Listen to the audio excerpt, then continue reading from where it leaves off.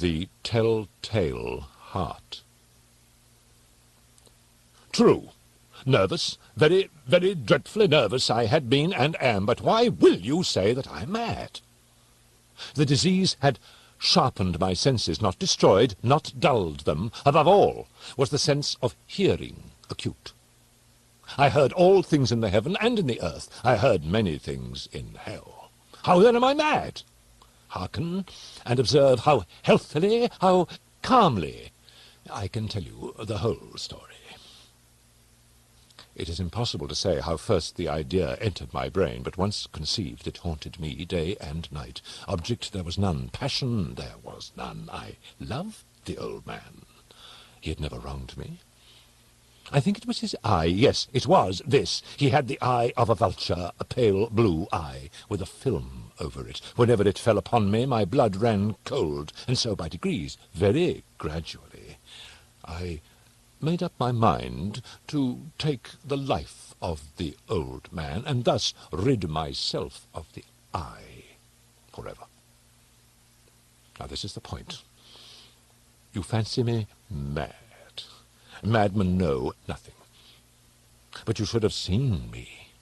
You should have seen how wisely I proceeded, with what caution, with what foresight, with what dissimulation I went to work.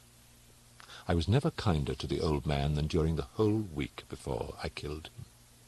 And every night, about midnight, I turned the latch of his door and opened it, oh, so gently.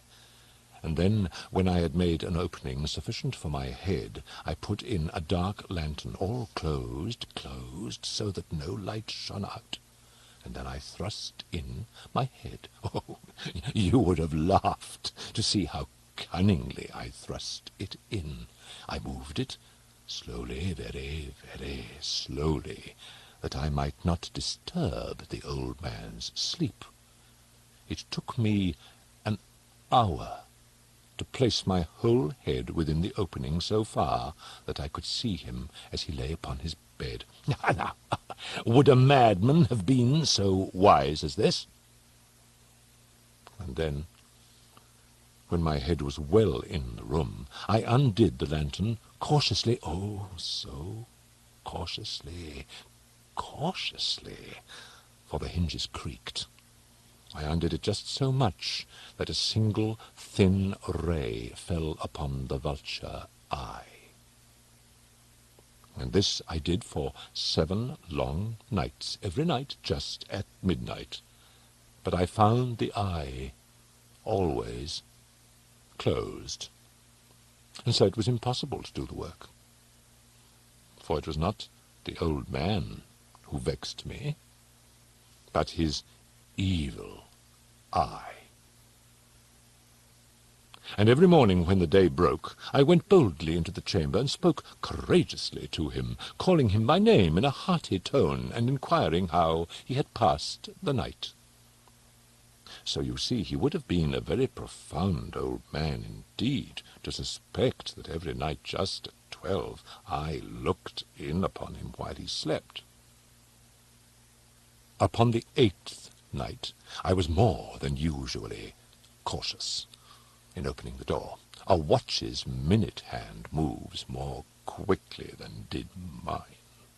Never before that night had I felt the extent of my own powers, of my sagacity. I could scarcely contain my feelings of triumph, to think that there I was, opening the door little by little, and he not even to dream of my secret deeds or thoughts.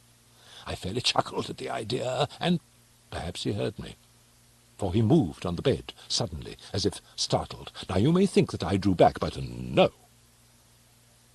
His room was as black as pitch, with a thick darkness, for the shutters were close fastened through fear of robbers, and so I knew that he could not see the opening of the door, and I kept pushing it on steadily.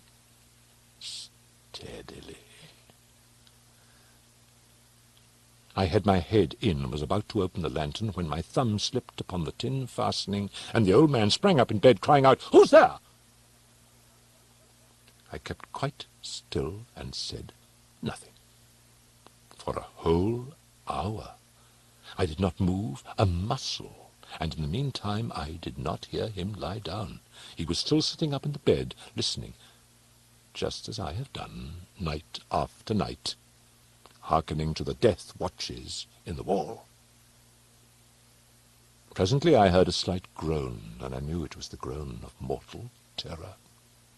It was not a groan of pain or of grief. Oh, no, no, it was the low, stifled sound that arises from the bottom of the soul when overcharged with awe. I knew the sound well. Many a night, just at midnight, when all the world slept, it has welled up from my own bosom, deepening with its dreadful echo the terrors that distracted me. I say I knew it well. I knew what the old man felt, and pitied him, although I chuckled at heart. I knew that he had been lying awake ever since the first slight noise when he had turned in his bed. His fears had been ever since growing upon him. He had been trying to fancy them causeless, but could not. He had been saying to himself, "Oh, if it's nothing but the wind in the chimney, it is only a mouse crossing the floor, or it is merely a cricket which has made a single chirp." Yes, he had been trying to comfort himself with these suppositions, but he had found all in vain. All in vain, because death, in approaching him, had stalked with his black shadow before him, and enveloped the victim. And it was the mournful influence of the unperceived shadow that caused him to feel, although he neither saw nor heard, to feel the presence of my head within the room. When I'd waited a long time, very patiently, without hearing him lie down, I resolved to open a very, very little crevice in the lantern. So I opened it. You cannot imagine how stealthily,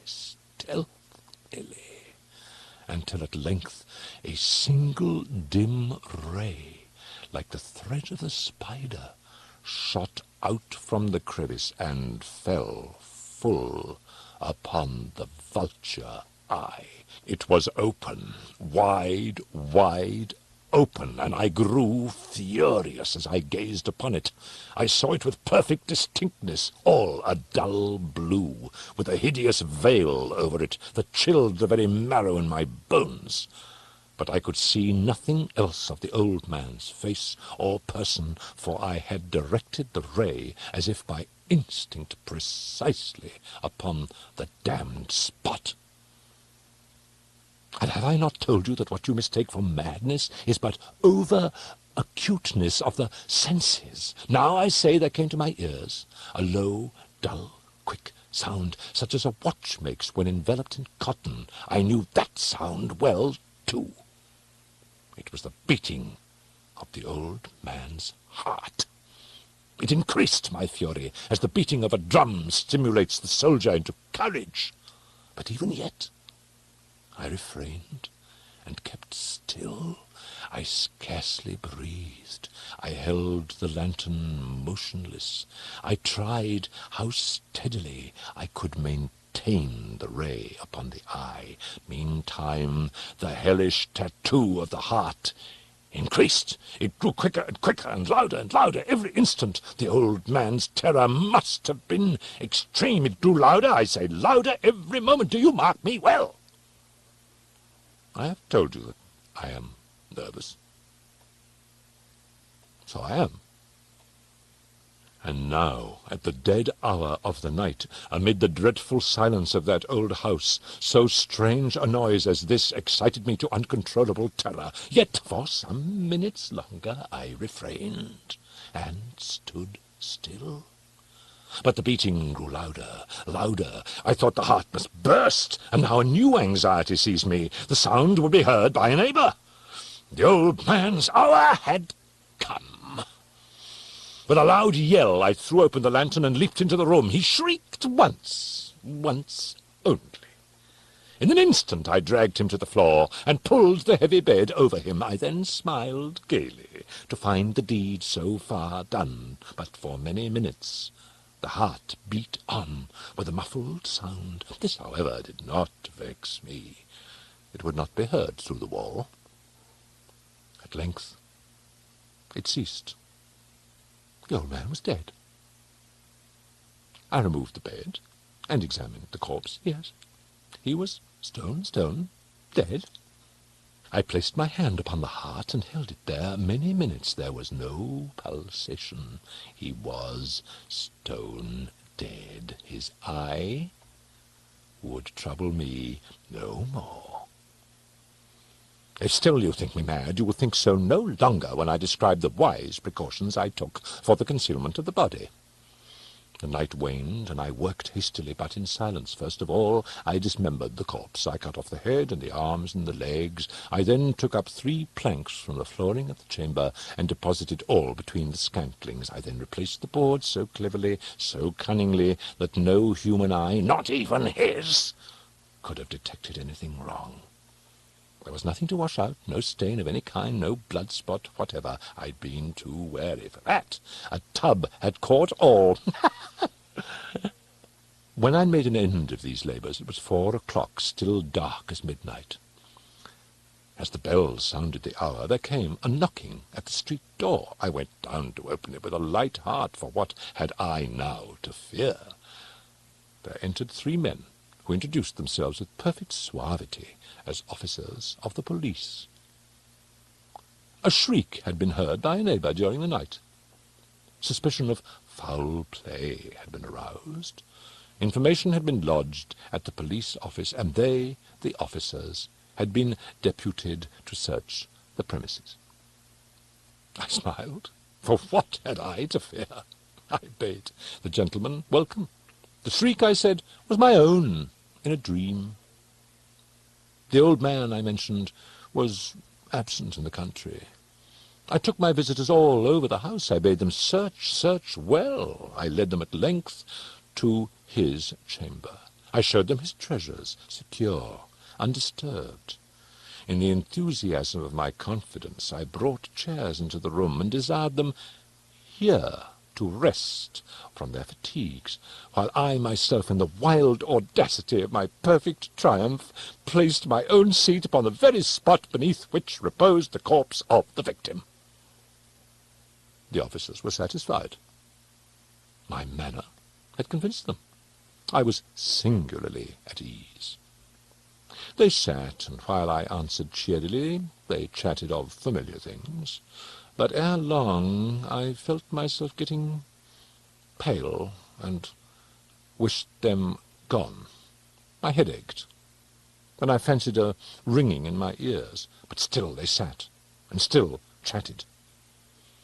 The ringing became more distinct. It continued and became more distinct. I talked more freely to get rid of the feeling, but it continued and gained definiteness until at length I found that the noise was not within my ears. No doubt I now grew very pale, but I talked more fluently and with a heightened voice. Yet the sound increased, and what could I do? It was a low, dull, quick sound, much such a sound as a watch makes when enveloped in cotton.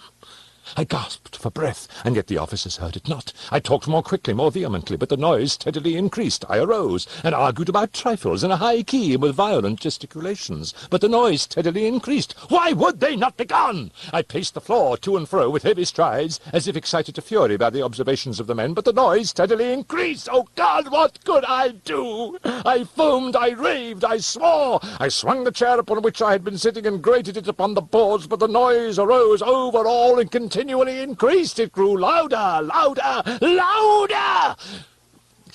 And still the men chatted pleasantly and smiled. Was it possible they heard not? Almighty God, no! No, they heard, they suspected, they knew!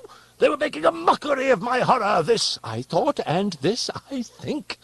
But anything was better than this agony. Anything was more tolerable than this derision. I could bear these hypocritical smiles no longer. I felt that I must scream or die. And now, again, hark, louder, louder, louder, louder! Villains! I shrieked, dissemble no more. I admit the deed, tear up the planks. Here, here, it is the beating of his hideous heart!